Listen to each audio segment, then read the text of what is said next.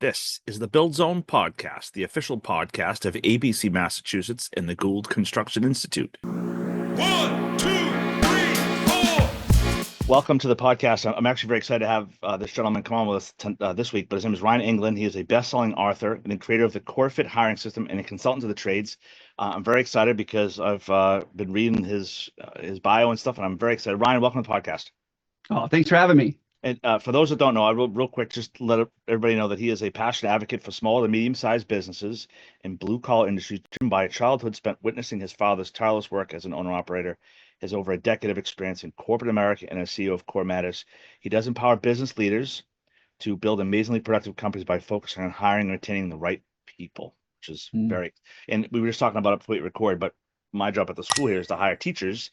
And, you know, it's very hard to find a good plumber, find a good contractor, find a good builder, electrician, sheet metal person. Now you got to take that and try to find some teachers. So Ryan, thanks for coming on. Tell us a little bit about yourself. This would be fantastic.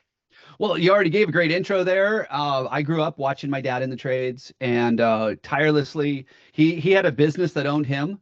I don't know if we know any entrepreneurs like that, but a lot of my memories were down at the shop, you know, weekends after school, those kinds of things. But what was really cool is I learned a lot about the trades early on because I got to help him with it. I was just telling someone the other day, I was pulling wire when I was like 6 years old. You know, I was learning how to bend conduit and do some light plumbing stuff before I was even 10. But I just have a passion for people that get up and want to build the infrastructure of America and just want to really give us the modern lifestyle that we have. And so how do we solve some of the problems that the industry is facing, like labor rates, solve some of the other issues that we have with people leaving and aging out of the industry? Like there's so many different things that we could talk about, but I love the industry. That's, and you know, for people who have been listening to the podcast for a long time, I love talking to people like you because you kind of bring a fresh look at things, right? We talk a lot about ABC Mass, but I know you're not in Mass, but to have someone with your experience would be great. Now, what are some of the ways people can go about recruiting in the trades, do you think? Well, I think the biggest issue, so we have two issues. Number one, everybody wants someone with 5-10 years experience that knows how to do it their way, that will follow their rules. That's what they want. They want that perfect candidate to show up. And the truth is, and we all know this, that perfect candidate has a job somewhere else and they're pretty happy. So we can't think about going to the job boards to find those people. We have to become very attractive to those people. If you're not attracting good people, it's possible, most likely, that you're not attractive to good people. When good people see your company online or however else they interact with it, they go, ooh, that kind of looks like the guy I'm with now. It doesn't look better. Right. And so that's one thing. If you want that seasoned, skilled craft worker, if you want that operator, if you want that person who's been doing it for a while and knows how to do it and you don't have to train a ton, you have to become attractive to them. It's that simple. The other one is we've got the brand new people coming in. We know that there are more people retiring in the trades than are coming into the trades. We know this. And we think that the solution is to go to the high schools and to get the kids when they're young and get them excited. And I think the thing that a lot of people are missing here is that we can't just focus on the kids. We need to focus on the people who are influential to the kids. Who is encouraging that kid to go to college and get a knowledge job? It's mom and dad. But we're completely dismissing the 30s and 40s and marketing campaigns to them to say, hey, this could be a great lucrative thing that you can be proud of your kid because they can go, they can learn, they can get a trade that they can't, skills that people can't take away from them. And it's not the same watered down college degree that everybody else is giving out. But we're ignoring the parents, the people who have influence over the kids, and we're going to the high schools and we're thinking that's going to solve the problem. Right. And it's not. So those are the two different angles that we look at. We've got the people that are brand new to the industry. We've got those seasoned people that we really want to join our team quickly. And I know I can think of companies off the top of my head right now, but what are some ways they can be attractive to people? What are some examples? Well, when I do my workshops, I ask people to raise their hand and I say, finish this sentence for me. People don't leave jobs, they leave people. Yep. We know this. We all know this. I've never been in a room where somebody's like, I disagree with you. We all know they leave bosses, they leave toxic teams, they leave people. So if that's the case, why are we selling pay and benefits and everything else? Why aren't we selling our team, our leaders, the way we communicate, the way we pour into people, the way we invest? Why don't we sell those things when people are looking for a new job? We just don't, because that's what we've never done. And if there's one industry out there that is very slow to change, it is construction. Right. I say a lot of the problems that we're dealing with now is I think the construction industry as a whole had this newspaper mentality. If you remember in the 90s, the newspapers were like, oh, the internet's never going to put us out of business. We're going to be fine. People still want to read their paper with their coffee. And I think the construction industry did the same thing. Oh, knowledge work isn't going to hurt us. Amazon's not going to take us down. Yeah, they are. Yep. People are leaving the trades to go make $27 an hour working in a climate controlled warehouse. That's what they're doing. Right. And so if we want to be attractive, we have to think about the things that are attractive to people, not just say, oh, it's pay and benefits. Nobody leaves for $1 more an hour. They leave because they can't stand working for you, and they use $1 more an hour as an excuse and a justification to actually do it. Right. So we've got to think, what is it that attracts people? Great leaders, great bosses, good communicators. Some of these are going to sound a little weird for the trades, but they want to know that they have flexibility. There's a lot of single parents out there right now. And when they got a sick kid, they shouldn't have to worry about losing their job. Now, that doesn't mean that they shouldn't work to make accommodations and arrangements, but we have this mentality. It's like, oh, well, if you got a sick kid, I don't care. You figure it out. It's like, well, no. Right. Other industries have figured out how to accommodate this. You have to do the same thing. And so if we get really focused on walking in their shoes and going, what is it that people are attracted to, and then become that, or at a minimum promote that, because there's a lot of awesome construction contractors out there that are doing a lot of stuff, but they are horrible at getting credit for the good things they do. They don't think like marketers. They don't think like salespeople, because that's not their world. And this is a marketing problem. We have a marketing problem in the trades. And for whatever reason, most of the contractors are like, people will come to us because they just want good jobs. Yeah, that's part of it. But they want good leaders. They want a place where they feel like they can grow. They want someone that's going to go, oh, I don't have to leave my home life at the door. Like, right. I can talk about it with my boss when I'm having a rough time at home. Like, yeah, that's what people are looking for. And if we can promote that we have those opportunities, I think we'll become much more attractive. And one of the things I thought was great, we talked about was some interview techniques. When I'm interviewing a teacher, but what's the best way for your company to tell this possible employee about all the great things in their company? Well, the absolute best way to do it is get your employees to talk about it. Right. We have client testimonials all over the place. We have, case studies on the projects and how we saved them money and how we beat schedule. We did all these other cool things. Yeah, but you got a team of people who would love to brag about what it's like to work there, but we don't give them a platform to do it. Yep. And so instead of focusing on that next case study or client testimonial, why don't you go to your team and say, hey, why do you love working here? And let them record for a minute and a half and just litter the interwebs with those testimonials. I mean, that's how you get that word out.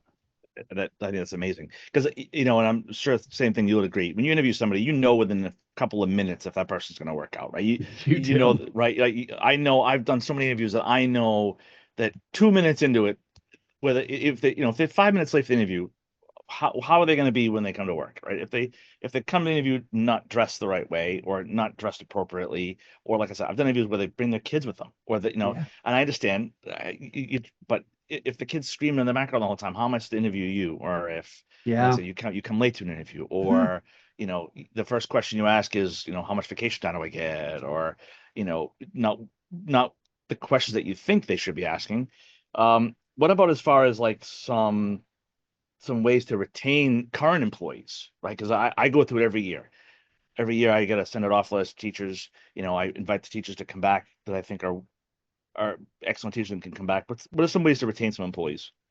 Yeah, I think, and I want to take a step back for just a second. A lot of people think we have a hiring issue in the trades, and I would actually argue it's not the case. We actually have a retention issue in the trades. Yep. Every company I know issues way more W-2s at the end of the year than they have people on staff. Right. Which means we have a retention issue. Might be exacerbated by poor hiring or interviewing techniques. But I think the thing about retaining people is understanding what it is that people want out of a career with you. And people ask me all the time, what's the best way to retain my people? I don't know. Let's ask them. Let's find out. What do they want? I do know that the generations are different. So when you've got the boomers who are almost completely retired, you've got Gen X who's starting to think about retirement now. They're getting serious about it. They just want to know that they can ride off into the sunset without a lot of instability. They don't have to worry about, oh, these big projects are ending, I might have to look for a job. Like, if you can just focus on the fact that there's stability for them, that there's further technology support so they can keep up with the times, they can keep their skill sets up, like, that's all they need. But when you get to the younger generation, the millennials and the Gen Zs, and you start thinking about what is it that they really want to retain, they want someone who will invest in them and train them, mentor them, coach them, guide them. You got to remember, a lot of these kids grew up in the internet generation. They were raised on tablets. Right. They're not used to having someone who say, hey, I'm going to pour into you as an individual, as a human being. I'm going to train you. I'm going to coach you. I'm going to mentor you. That's what they want. In fact, Gen Z, study after study, says the most important thing in a job with a company is, will they train me? They want training more than anything else. And I think as an industry, we've gotten away from the idea of the apprenticeship and the training. And we said, oh, well, there's this trade schools that'll handle it. Oh, the unions will handle it. Well, last I checked, the unions are sitting here going, we just don't have enough teachers. We don't have enough people. Like, we would love to give a bunch of kids apprenticeships, but we just don't have the capacity for it. Like, we can't point the finger to someone else. I was saying this earlier. We have to come together as an industry and say, we're going to solve this problem together. Yep. That's what really needs to happen. But I think if we could just focus on training, and I'm not just talking apprenticeship, I'm just talking about leveling up. Right. Get them some training on that new software. You know, you just rolled out BIM in your organization. Let's just get people training on how to use these things. But we don't. We send them to a quick webinar and then we say, good luck. Yep. And on the podcast, we've talked to the people about it before, and it's, you know, in my training experience, if there's ever needs to be any sort of cuts in the company, the first place they go is training. Because there's no, you can't touch it, you can't hold it, you can't grab it. Well, I can go grab, I can go buy a new piece of equipment, I can go buy a new truck, I can grab a new piece of equipment that I can hold on to, right? I can look at every day out the window. But the training piece is just as important as that piece of equipment, because you're investing in your people, right? Yeah. In the trades, do you think, what are some ways you can invest in your people? Because, you know, if I'm an electrician, I've already done my electrical training, right? I've already done 4 years of school, 4 years of training. I just want to be an electrician. What are some ways you can invest in those people? Yeah. So when you get to a point where they're a master electrician, they're like, there's really, like, there's nuanced things that I can learn, but there's really not a huge thing I can learn. You know what you do is you start going and saying, what are your personal goals? And how can I train you to achieve those? Yep. You know what I know about a lot of guys in the trades? A lot of them. And I know this because so many of the companies we work with, they pay weekly. And when I ask, why do you pay weekly? And they go, because my guys wouldn't know how to survive on a biweekly paycheck. Yep. Right. So imagine that you said, you know what? You're a master electrician. You got it solved. You're making 6 figures. You know what I'm going to do? I'm going to bring some experts in here and teach you about personal budgeting. I'm going to teach you how to live beyond paycheck to paycheck. I'm going to talk to you about savings and preparing for retirement and thinking about the future. Get your mindset on that. Yep. That's training. That's right. And you know what? If you invest in their personal goals, they'll be way more loyal to you than if you invest in their career goals. I even like some of the companies we have will invest in, you know, they'll take that master electrician that's been around for a little while, maybe doesn't want to be on the field anymore, invest in some project management classes for them. Oh, so yeah. Right. That they can go and maybe get them out of the field, use that knowledge that they've got 20, 30 years in the field and apply it to some project managers. And then they bring that field knowledge into the office, which I think is pretty Oh, important. yeah. That's golden. Yeah. I think the other thing I've seen people do is they take them and they turn them into trainers. They turn them into mentors. They do that. They say, hey, you know what? We're not going to give you as many jobs, but we're going to give you 3 or 4 guys to mentor. And some of these guys just attach that. They love it. Yep. They just love mentoring. And you know what? There's ways to train people on how to be a better mentor, how to be a better coach, how to communicate. Like, you can get them those kinds of training. Like, it doesn't always have to be, oh, here's how we do this type of electrical work. There are other things that people want out of training. So many different ways to go. We've gone as far as, you know, when we'll talk to tradespeople who have had their license for a long time, we'll say, you want to be a teacher? And they go, oh, no, I can't be a teacher. However, these people are journeymen or journey people, and they have apprentices underneath them. They've been teaching apprentices for 20, 30 years, right? Maybe they didn't teach them in a classroom, but they still taught them on the job, right? So it's my kind of job to convince them to try teaching in a classroom. And a lot of teachers that we have just gravitate towards it and love it. They, you know, they're tradespeople first, teachers second, and a lot of guys are starting to transition to being more teachers and then less on the trade side, because they just love just being with the students. They love being with the apprentices. They love just talking about the trades. Well, and I think sometimes people make assumptions about what we say. When we say teacher, you know what people think? They think of that elementary teacher that makes 25 grand a year. Yeah. Right? Like, that's what they think when they say teacher. But when we say mentor, guess what mentors are? They're teachers. Yep. That's what mentors are. When we say mentor, all of a sudden they're like, I want to be a mentor. And I think sometimes we have this problem where we're holding on to some old language and we're not training people on what the new language is. I mean, I love the idea of teachers, but a lot of people associate teacher with thankless, low pay, you know, lots of effort. But that's not what we're saying here. You're still going to make the kind of money you make now. you're just going to invest in the next generation. One of the things I want you to talk about too was some of the, how do you judge or rate someone's employee performance in the trades, I guess? What's the best way to do that? Yeah. This is one of those big, so there's a couple of different ways to do it. I mean, we're talking construction here. So on construction, so many companies struggle with this idea of being able to score a craft worker. Right. How do I know that that craft worker is better than that craft worker, or they're hitting numbers, everything else? And you know what's interesting to me is we all bid our jobs knowing how many man hours it's going to take. We all bid our jobs knowing these things. So why couldn't we just say, okay, based on where we're at in the schedule, this is how many man hours we should have. This is the crew, divide it by 5. There we go. Now we're able to score how they're doing performance wise. I mean, there's things like, there's a lot of things we can look at in different ways to measure performance. Some companies that we've worked with, and it's simple as attendance and tardiness. I mean, it's really easy recordables. Like that's an easy one, right? But what about near misses? Like we talk about them, but what if that was part of their performance? What about waste? I mean, how many times do we walk onto a construction site and there's just waste because we did it wrong or we cut it wrong or whatever? Right. Those are things we can measure. We can measure someone's performance. It's not always about how fast. There's a quality component too. A lot of different ways we can measure. And a lot of it comes down to the type of jobs that we're on, the type of crews that we have. But that's what I look for in performance. I think that's amazing. How about if you had to give some advice to a person, maybe it was a newer company, a startup, mom and pop, maybe and maybe it's second generation, right? And because we talked about this a lot on the podcast, is first generation starts the company, right? They're mom and pop, their dad's out there every day, 5-6 days a week, 10-hour days. He's out there pulling wire and he's going to the shop and he's doing all this work, right? And then the kids start to come up, and now it's the son or the daughter that wants to kind of take over the business. What is some advice you'd give to that second generation person who's taking over for mom and dad? I mean, the first thing that comes to my mind, we work with a lot of second generation companies. The first thing they have to do is they have to start thinking like mom and dad did and start bringing some friends in or some people in that are their age. Because what happens with the second generation is they've got all of their senior people in, and guess what? They're all ready to retire, just like mom and dad, because they're mom and dad's friends, they're mom and dad's people. They have to start thinking, how do I get ready to replace those people with the next generation? One of the most important things that they can do. And what's really tricky here is where's all that tribal knowledge? It's in mom and dad and mom and dad's friends. Yeah. And so before you start replacing them, you have to start downloading that information as fast as possible. The secret sauce, the thing that makes your company so much better than the competition, that secret sauce, it's in their heads. Right. Most of the time, it's not down on a piece of paper in a video. We have to do that first, and then we have to put it into a format that the next generation can actually consume and use and is excited to learn that way. Right. I mean, that's what I'd be thinking about if I was taking over from mom and dad. And I'm sure you've seen it a lot, right? A lot of second generation companies, they have a tough time because mom and dad retire.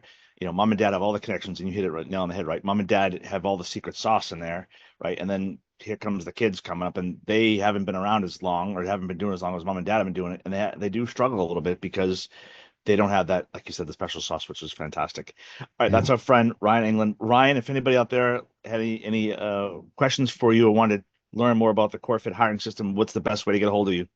I'm all over LinkedIn, lots of free content there. But I got a gift for the listeners. Excellent. So I wrote a book called Hire Better People Faster. It's actually meant to be read by people that are in the trades. It's a breakdown of our system on how to do this. And for anybody that'd be interested, they can go to my website. And for a small shipping handling fee, I'd be happy to autograph and mail them a copy. It's at corematters.com/free book. Awesome. All right, Ryan, that's great stuff that I'm going to go on and get a book myself. I think because I think I could learn a lot. But next, we're going to slide in my favorite part of the podcast. It is the lightning round. We have 10 rapid fire questions. Yeah. Let's see how Ryan does here. The zombie apocalypse is coming. Who are 3 people you would want with you to fight on your team against the zombies? It could be anybody. Oof. My brother's really big into guns, so he'd definitely be one. Okay. My dad knows how to fix almost damn near anything, so he'd be one. And then my wife, because I need someone to nurture and take care of me when I get scared and have all these other things going on. So not everybody. Sorry, kids, you're not on my team. Not everybody says their wife. Not everybody says the kids. So yeah, I think you did a good job there. That's a fantastic answer. What is your favorite sandwich and why? Oh, my favorite sandwich, peanut butter and jelly. Ooh, here's a off-topic question. How do you feel about crunchy peanut butter? Nah, I'm a smooth peanut butter guy. All right, me too. Yeah. I'm Yeah. not And I know there's people listening going, peanut butter and jelly is not a sandwich. It is. Damn, It it is is. a Yeah. sandwich. If you don't Love think it. it's a sandwich, don't And the listen to longer, this podcast. see, this is me. My wife thinks I'm crazy. The longer the peanut butter and jelly sat on the bread, the more it's soaked through. Oh, the better it is. I'm in. I'm down with Yeah. that. I may think maybe PB&J for dinner tonight. What is your most used emoji? Oh, LOL. The LOL. Yeah, that's a good one. Yeah. Let's see here. If you had your very own late night talk show, who would you invite as your very first guest and why? Ooh, that's a good one. Yep. You know, I am a huge Simon Sinek fan. Oh yeah. Huge. Yep. Yeah. It's We pretty go in awesome. so many different directions with that Yep. one. Yep. What's the best piece of advice you've ever been given? Whew. Wow, that's a tough one for a light. You know what? It goes back to my early days in business. I had a mentor tell I totally dismissed at the time. He goes, niche early and niche often. Ooh, In business, the more focused you get, the easier business gets. I didn't listen to him at the time. It took me about 10 years to figure that one out. that's a tough one to take and chew on, right? Because maybe that comes with some experience, right? You need some of that experience. Are you a coffee or tea drinker? Coffee, How do you like your coffee? black. All right. If you had a time machine, would you go back in time or into the future? I go into the future. Have you ever completed anything on your bucket list? Anything on my butt, I moved across country. Oh wow. Yeah. That's crazy. That takes a lot of guts to do that. Left the family back in Arizona. Oh, if aliens came down to Earth and offered to take you back to their planet, would you go with them? If I get to bring my family with me. All right, that's Yeah. fine. There's plenty of room on the ship. We'll Yeah, squeeze yeah, them yeah. on. Yeah. Yeah, that'd be fun. All right. And then the last question we ask, is a hot dog a sandwich? A hot dog is not a All right, sandwich. that's it. That's our friend Ryan. Ryan, thanks for coming on. Appreciate you. If anybody's any questions, we'll be sure to put all of Ryan's contact information. And if you're out there listening, take advantage of the book, Hire Better, People Faster. Our friends over at Core Matters. So Ryan, thanks for coming on. Appreciate you. Thank you. For some reason, you were recording, but I wasn't recording. Uh-oh. It says recording. I have a recording. All right, so you have to send it to me, I guess. I never hit record because I think all your note takers hit recording and it said recording. Oh, I only have one note taker in here. There are a bunch in here. Yeah, I don't know who all these other people are. I don't either, but they're all going to get our podcast too. Let's remove these guys. Yeah, I don't know who these people are. I thought they were off with you. I don't know who they are either. Well, I have a recording. Hopefully it's high enough quality. Yeah, I'd be fine. I'll send you. It was fun. I mean, even if it's not great video, do you do video or audio? Both. So I do audio first, and then depending on how it comes out on the videos, how it comes out, if it's a big hit on the audio side, I'll do a video piece because I can put some logos up there. I'll put a copy of your book up there. I'll put a bunch of stuff on there for you. Yeah. So cool. people like that stuff. But cool. Yeah. I'll Send me that download it and I'll share it with you in Dropbox. Awesome. You're the best. I appreciate you. I'm gonna get that book right now. Awesome. Thank Thanks. you. Appreciate you. Bye.